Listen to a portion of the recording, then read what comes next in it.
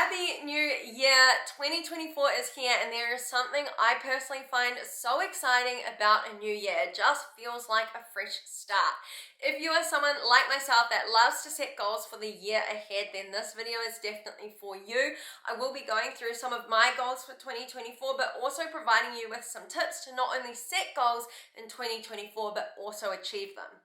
It's also been a very long time since I sat down and gave you kind of an update on where I'm at in life, what my fitness goals are, so on. So we'll be doing that today. Before I get into the video, I wanted to remind you that Evolve, my 8-week challenge, has launched and it officially starts on the 15th of January. So you must be signed up before the 15th of January to take your week 1 photos. You can find out more details at fitwithanjuli.com. I'm so excited to help you achieve your goals, and don't forget there is a special discount code waiting for you there. Let's get into the video. I'm going to start with my training. I am absolutely loving getting back in the gym.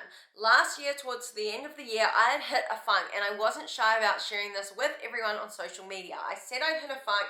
I came up with Elevate, another 8-week challenge for squad members to take part in, and I absolutely smashed it. In 8 weeks, I was down about 4 to 5 kilos, and I felt really happy with where I was at. Since the 24th of November, I have celebrated my mum's birthday. I've gone to Fiji for my 30th with Ross. I celebrated all December for Christmas with family, with friends. I've been berry picking, eating real fruit ice cream. I have been living my best life at maintenance. So it has now been 6 weeks of being out of a deficit, maintaining all throughout the end of November, December, and the first week of January. I wanted to take the pressure off of myself from pushing myself in the gym to try and build and going into surplus, and to take the pressure off being in a calorie deficit. I just wanted to find a sweet spot of balance in which I feel really good, and I was able to do that. And I am really proud of myself, to be honest, because a lot of people will find it, easier to go into a deficit because they're noticing changes on the scale, they're noticing their clothes fit better. A build can be kind of challenging in that your clothes might fit you a little bit tighter, you're not seeing as much progress in terms of how you look as fast because building muscle takes time, and to be honest, it can be quite uncomfortable. But maintenance, this is a whole new area in which you might almost feel like it's pointless because you're not really progressing in either way, but it is where the magic happens. It is where you can just enjoy your life and find that sweet spot of balance of being able to go out with friends, but also being able to eat whole foods when you are at home and still staying on track with your nutrition and training with the goal of not necessarily changing drastically. I've been on 5 workouts per week. When you work with me one-on-one, or if you just get meal and training plans, you get to choose 4, 5, or 6 days of workouts. I personally prefer 5 days of workouts, so that's 3 lower body and 2 upper body. I just like to have those 2 kind of active rest days just to go for a walk with Bronco and to give my body a break from pushing myself in the gym. That's kind of what I've been doing for the last 6 weeks. It's been at maintenance, 5 sessions week in the gym, and then my steps have ranged anywhere from 6,000 to about 12,000 depending on the day, but ideally I try and hover around the 8,000 step mark. That's just what I enjoy. However, I have decided on my goals for this year, and I am going to share more of that. Starting with today, which is Monday the 8th of January, I have decided that I'm going to come out of maintenance and tighten up a little bit during Evolve. So for the first 4 weeks of Evolve, I will be doing a calorie deficit. The aim is to tighten up just a little bit further from here, and then I'm going to get my calories up to maintenance in time for me to head away to Bondi, Sydney for a 5-day getaway in which I'll be doing photo shoots, adventuring outside, and just enjoying a break because I haven't had a break throughout December, January. That is kind of my goal for the first half of Evolve, and then the second half of Evolve I'll be looking to maintain, and then going into the rest of the year at maintenance or a small surplus. Everyone has different goals, but there is one thing I would say in 2024 when it comes to your health and fitness goals, that is to not try and live in a deficit for the whole year. There is no need for it. Even if you have, 30, 40, 50 pounds to lose, I don't want you to be looking at the next 51 weeks thinking, oh my gosh, I've got to, be dieting or be in a deficit all year. It is totally possible for you to lose a lot of weight this year while still planning your nutrition around life events. So for example, if you know you're going away for your birthday for a week and you want to enjoy that, I would work with you one-on-one if you're a VIP client to make sure that we get you out of a deficit for certain events and certain times in the year, so that you're not feeling so tired of being in a deficit and feeling like the only way you can achieve your goal is to stay in a calorie deficit, because it's not. There is no race to the finish line when it comes to a large weight loss goal. The most important thing is that you are mentally and physically taking care of yourself, and it is going to be very taxing physically and mentally to try and stay in a deficit for a whole year. Is it impossible? No, but it would be a miserable time. That kind of covers my training and my nutrition side of things. Now let's talk about goal setting. So when I set out my goals, I usually break them down into different categories, and I'm a visual person, so I like to write everything down and draw a little diagram. So let me get my goals board for you. Okay, so first up, I want to show you my vision board from last year. I am someone that is visual. I like to have things where I'm going to see them every single day to remind me of what I'm working toward. Last year's one included a Samoyed, a Tesla, just kind of a few things that I'm working towards in life as well. Like I did think I wanted to go on to the WBFF and get a crown. Then I put some countries that I'd really like to go to, in places such as the Maldives, the Greek islands. I was really focused on competing last year with the idea of building last year and then competing this year, but I'll talk about my goal changes then. I wanted to feel, confident in a bikini year round. I want a happy marriage. I want to keep training to get stronger. So I have all these things on this vision board that I was working towards, and some quotes and things that I like. And I actually ticked off the Tesla for my birthday in November, and we got Bronco, our Samoyed puppy, in July last year. So I have ticked off a few of these things, and some of these things have changed. So I thought it was time for me to refresh my goals. On the 31st of December, Ross and I sat down and we planned out our goals. Of course, I'm not going to share all our goals, but this is some of them. So I pretty much have this giant board. It's got my Fit with Anjuli goals, my health and fitness goals, my social media goals, my personal goals, and then financial goals. For example, in personal goals, I want self-development, so I want to listen to podcasts that help me. I want more time with family and friends. I want to set more boundaries with work and people. So this means, not always working late into the night and not working like 24/7. Making sure that I set boundaries with people. So if I don't want to do something, I just say that I don't want to do it. You don't need an excuse for not wanting to do certain things. And as a past people pleaser, this is something I've worked on for the past few years. Health and fitness goals, for example, I really want to be consistent with my training plans for 6 to 8 weeks, making sure that I'm focused on progressive overload. I'm setting protein and fiber minimums, so getting stronger and focusing on how I feel, not necessarily how I look. And then ideally 6,000 to 8,000 steps generally, but in a fat loss phase such as I'm going into now as of today, I'm starting at 10,000 steps per day. When it comes to things like social media, I have set a goal of 52 videos on YouTube. I set this goal with a friend and we both said we're going to aim for 52 videos in 2024. So if you do enjoy my videos, please remember to hit that subscribe button and turn your notifications on. Fit with Anjuli goals, I really want to do a few challenges throughout the year.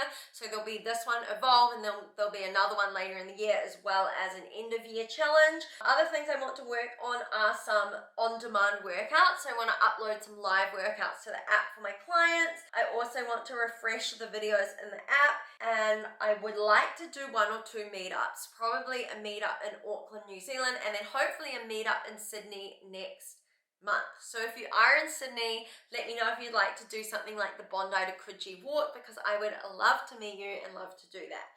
So that's kind of some of the goals that I have written down. I do set quite big goals in the financial area. Ross and I have set saving goals. When it comes to all these goals, the most important thing is not the end goal, but how you're actually going to get there. If you have a goal to save $10,000 this year, or you have a goal to lose 10 kilos this year, it's all well and good to dream of these things and to think about how you want to achieve them.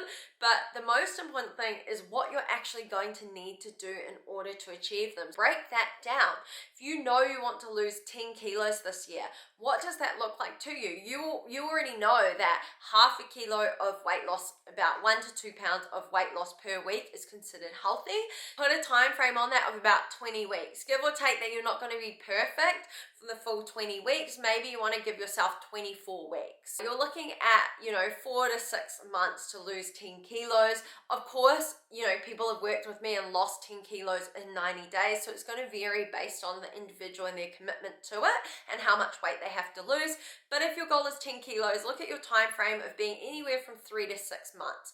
And then from there, you want to step it back and say, what do I need to do in order to achieve that? Maybe it's that you're going to set a step goal for the first 4 weeks and then increase that step goal. So you might start at 8,000 steps, then 9,000, then 10,000.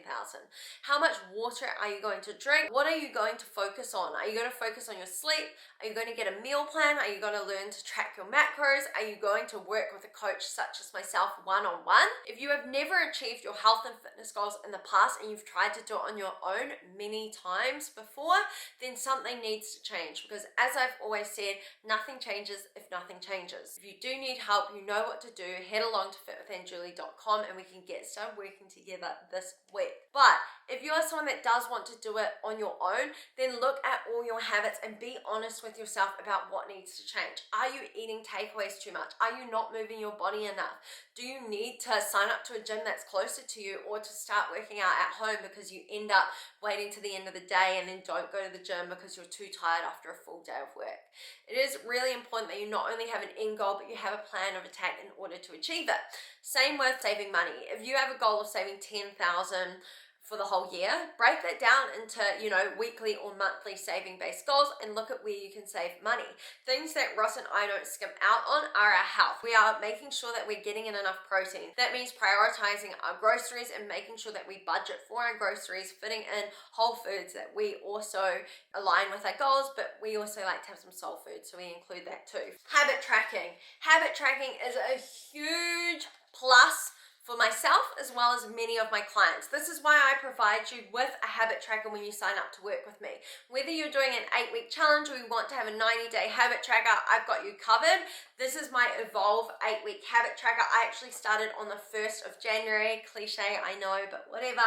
And I tick off my water, workout, steps, nutrition, sleep, and daily gratitude. I just find that thinking about the things I'm grateful for really ends my day on a high. And I think the more we are grateful for, the more we attract. I like to track my habits. I do think it's really important, even if you're not on track, because it enables you to be able to look back on the past week or the past month and be honest with yourself about how consistent you've been with your habits. So if you're not achieving the goals that you want, and you look at your habit track and you see like, oops, I actually didn't stick to any of my habits for 50% of the time, then it's just not enough for you to actually get the results that you want.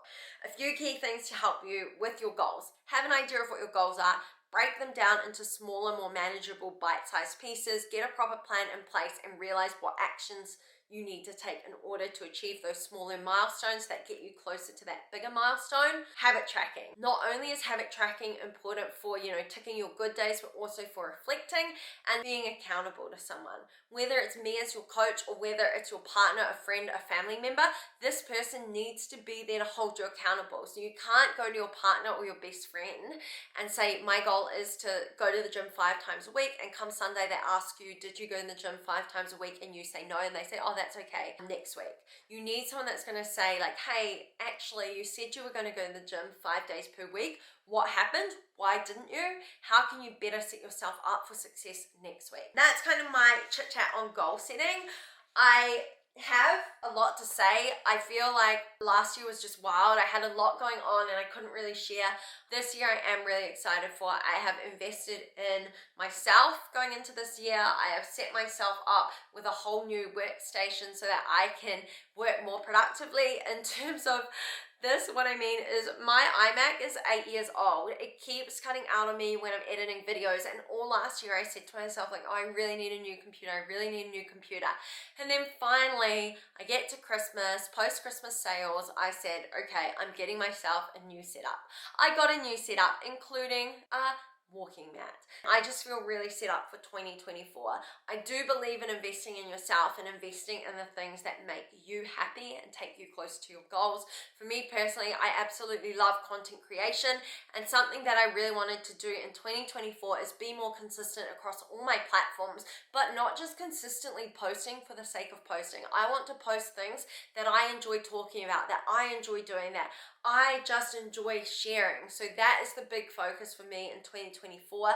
I never started social media to build a following. I never started it for likes or any of that stuff. I started it to share my journey, and I think there is something very big when it comes to the shift of my fitness journey from 2024 onwards. I feel if I was to look at my ins and out for me in 2024 is definitely competing. I don't intend to compete this year. I didn't compete last year. I think a big in for me is focusing on getting stronger, focusing on feeling really good in my skin year round, not doing anything too drastic from a build and a shred phase, and just setting a good example for all of the Anjuli Fit Squad and everyone that follows my journey, that you can find a happy place of feeling good in your own skin, eating foods that you enjoy, getting stronger, and just loving life and having that balance. And that's what I want to create in 2024. Thank you so much for listening to my huge talk. I appreciate you, and I'll catch you in the next video.